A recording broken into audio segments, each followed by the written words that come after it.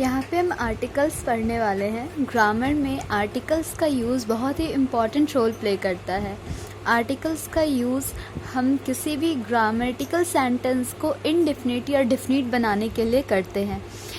अगर हमें ए और एन का यूज़ करना है तो वो कंडीशन पे, वो सेंटेंस पे डिपेंड करेगा कि हम कहाँ पे ए लगा सकते हैं, कहाँ पे एन लगा सकते हैं। जैसे अगर हमें कोई एक बेगर दिख रहा है और वो अननोन है, हमारे लिए अनिश्चित है, तो उस कंडीशन में हम आर्टिकल ए का यूज़ करेंगे। जैसे हम बोलेंगे अ बेगर हैड स्टोलन योर सेट। इसका मतलब हो जाएगा कि एक बेगर जो है वो एक शर्ट को चोरी करता है, उसको चुराता है।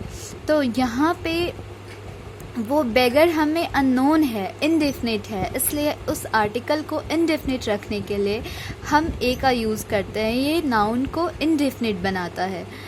और जहाँ पे हम द का यूज़ करेंगे वहाँ पे हम आर्टिकल को डेफिनिट बना रहे हैं।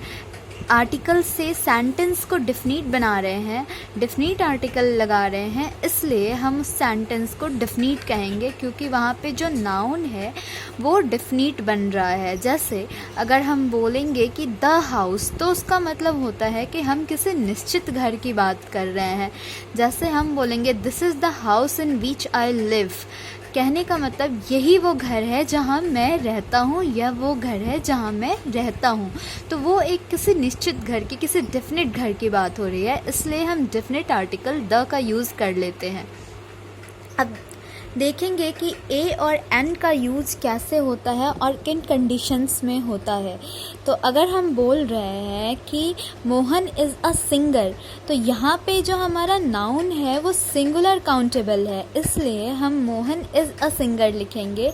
हम ए से उसको इनडेफिनिट रख भी रहे हैं और एक सिंगुलर काउंटेबल नाउन को शो कर रहे हैं, इसलिए हम मोहन इज़ अ सिंगर बोलेंगे। अगर हम बोल रहे हैं Ravi prefers self employment to a job in any office, तो इसका मतलब है कि एक सिंगुलर काउंटेबल नाउन जो कि जॉब है उसको दिखाने के लिए हम ए आर्टिकल का यूज़ कर रहे हैं।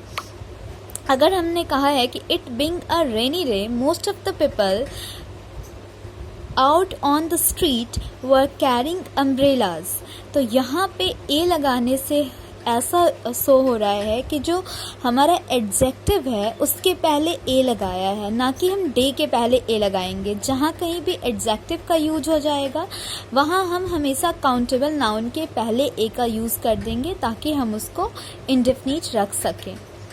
अब अगर हम कह रहे हैं कि summons was served on Ram, तो यहाँ पे समन्स कहना सुटेबल नहीं होगा, क्योंकि यहाँ पे समन जो है वो सिंगुलर काउंटेबल नाउन है। तो यहाँ पे अगर हम कहते हैं a summons was served on Ram, तो ये करेक्ट हो जाएगा।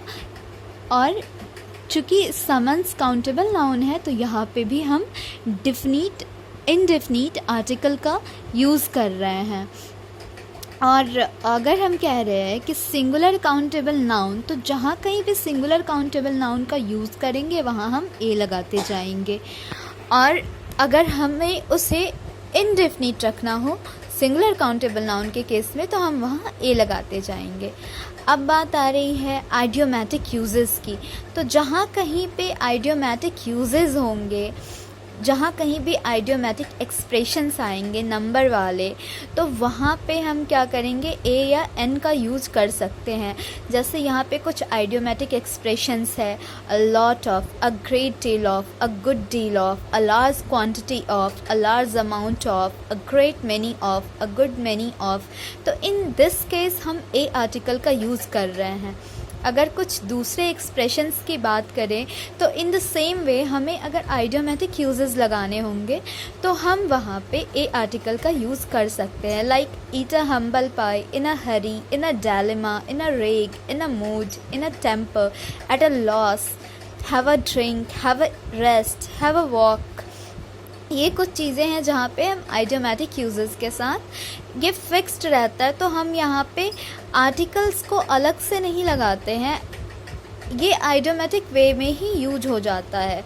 और इनके प्रॉब्लम्स में ज़्यादातर ए को हटाकर या फिर एक्सटर्नल कोई आर्टिकल डालकर क्वेश्चंस आ जाता है और जिसकी वजह से एरर आता है। जैसे इन द सेम वे हम एक एरर देख रहे हैं, Nathans habit of delaying his work put his colleagues to lot of trouble.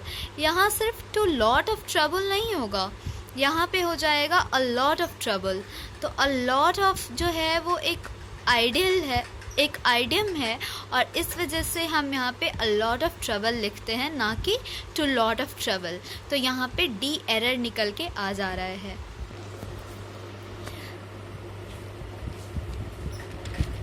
अब बात आती है कि आर्टिकल्स का और किस तरह हम यूज़ करते हैं। तो यहाँ पे जैसे आइडियोमेटिक यूजेस देख लिया गया है, तो हम अगर ए और एन को यूजेस को देखना चाहेंगे तो जहाँ कहीं पे भी कॉन्सोनेंट साउंड होगा वहाँ पे हम ए का यूज़ करेंगे, और जहाँ कहीं पे भी वॉवेल साउंड होगा वहाँ पे हम एन का यूज़ करेंगे। सेम वे अगर हम हिंदी का देखते हैं तो हमको जहाँ कहीं पे भी व्यंजन ध्वनि मिलेगा वहाँ पे हम ए का यूज़ करेंगे। व्यंजन ध्वनि कहने का मतलब है प, ब, ट, ये सब चीज़ें हमें मिल रही हैं तो हम उसको कॉन्सोनेंट साउंड की तरह ट्रीट करेंगे।